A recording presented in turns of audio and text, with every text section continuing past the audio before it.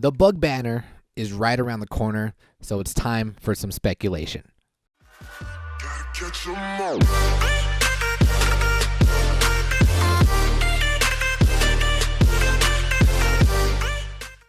What's good? It's your boy Rico. Welcome back to another episode of Pokemon Duel. And yes, I have not played a game since we got into 4K.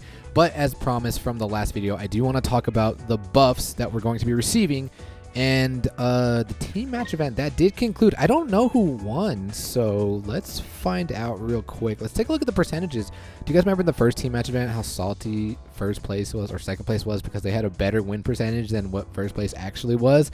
So, oh damn, Aurora's kind of destroyed us. And it looks like they did have a better win percentage. So kudos to Team Aurora's. Congratulations. You guys did get to the... Is it 50 Carbonite? I can't even remember. Is it 50 Carbonite or 100 Carbonite? And second place gets like 20, I believe.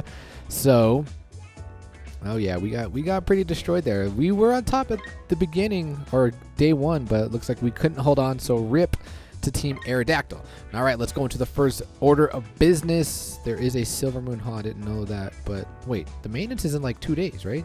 Tomorrow. It's the 12th, right? So this goes into Wednesday. You know what I don't understand?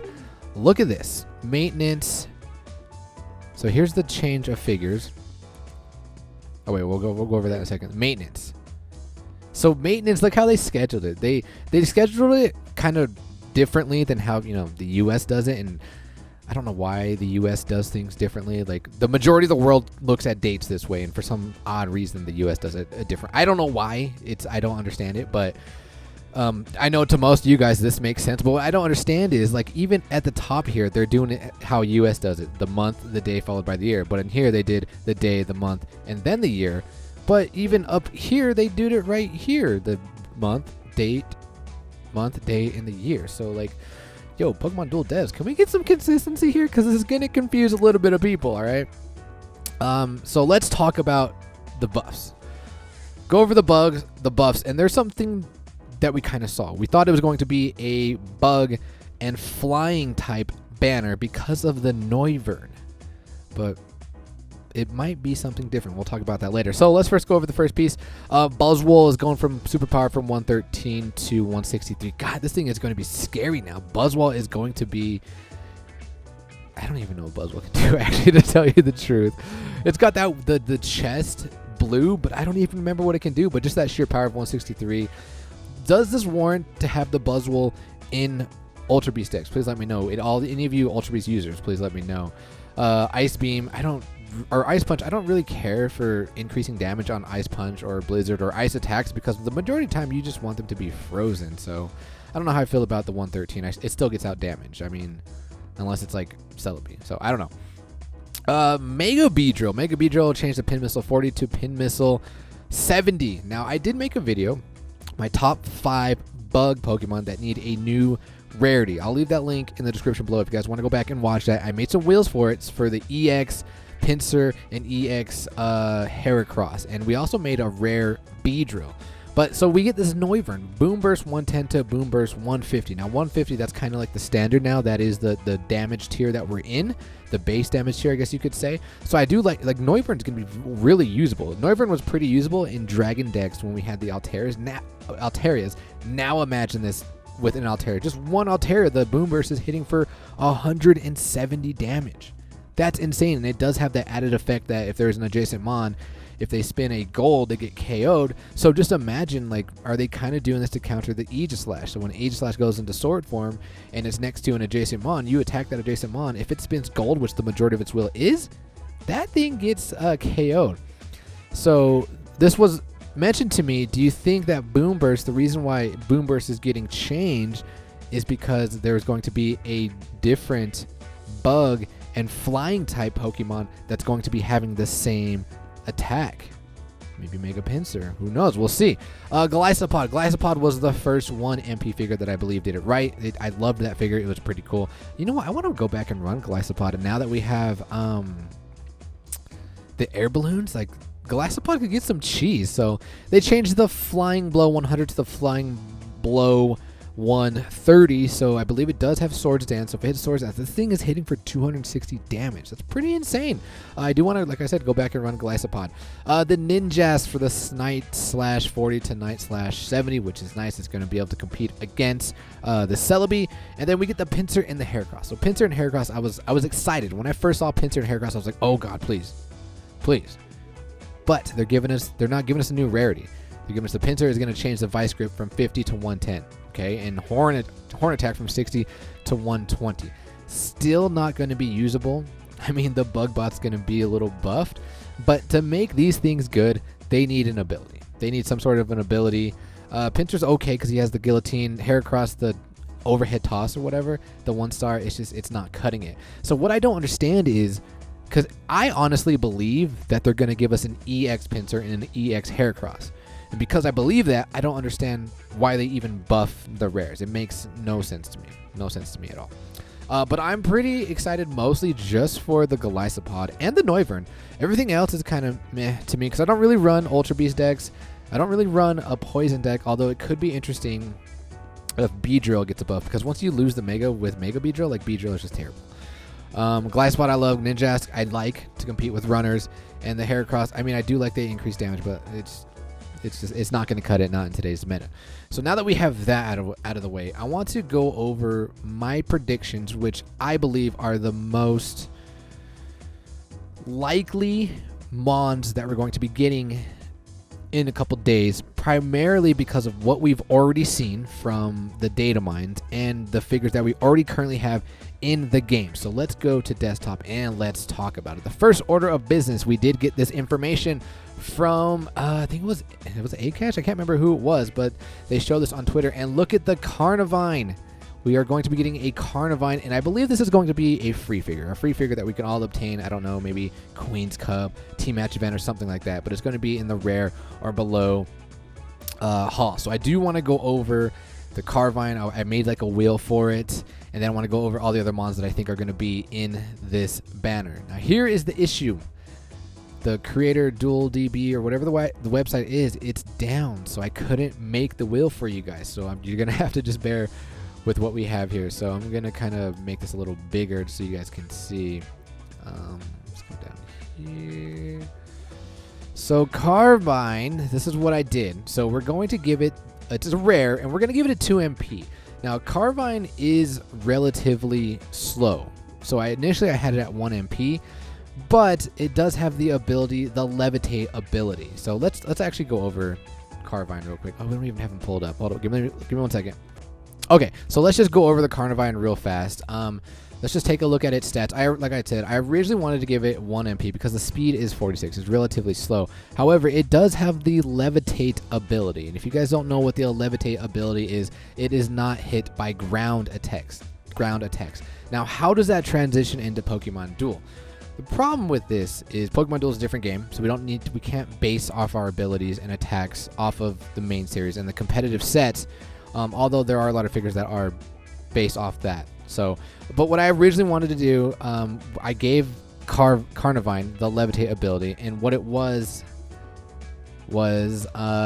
Levitate. This Pokemon can MP move through opposing Pokemon. This Pokemon cannot be knocked out by ground-type Pokemon and is immune to ground-type Pokemon abilities. Now, what is a ground-type Pokemon that is in the meta that has a good ability? Vibrava. Now, just picture this Carnivine cannot be KO'd by Vibrava, and it doesn't get stopped by its ability, so I can attack it on the same turn. Or even Trapinch, the lower form of Vibrava, where it's like Sand Trap, so if you move next to it, I don't think you can move. You can't move until it gets KO'd. So like, what if that's how Levitate was? It can move through figures, and it can't be KO'd by ground mons, and their abilities doesn't work. Well, I decided to make it different than that because of its Pokemon Duel or Pokemon entry, the Pokedex entry that it has. And I originally gave it some attacks, like I said, by the competitive set, but we're going to change it. So if we just take a look at the Pokedex entry real quick, it attracts prey by its sweet smelling saliva, then chomps down. It takes a whole day to eat its prey. So let's take a look at the attacks.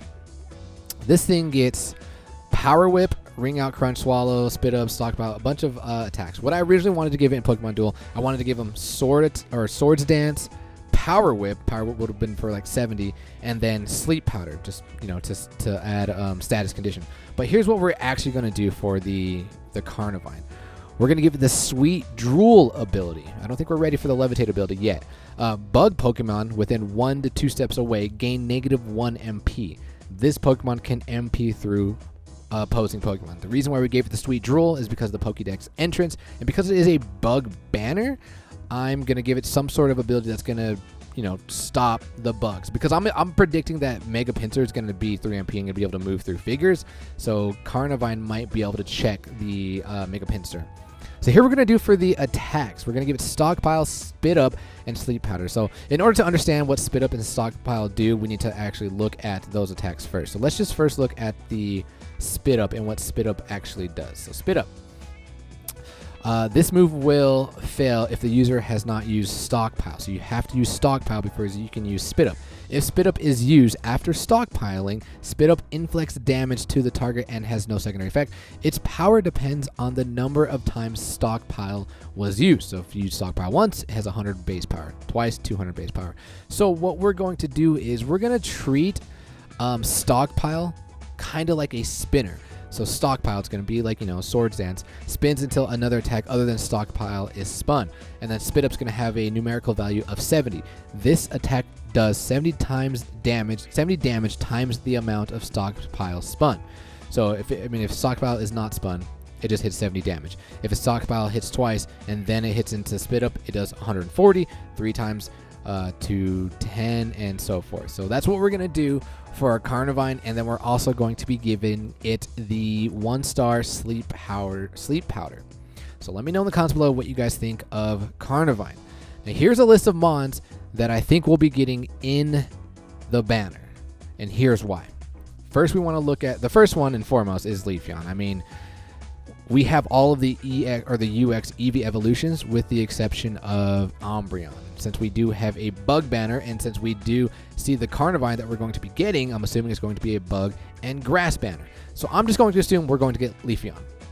Now I didn't make wheels and predictions for all of these mons primarily because the like I said, the creator site was down.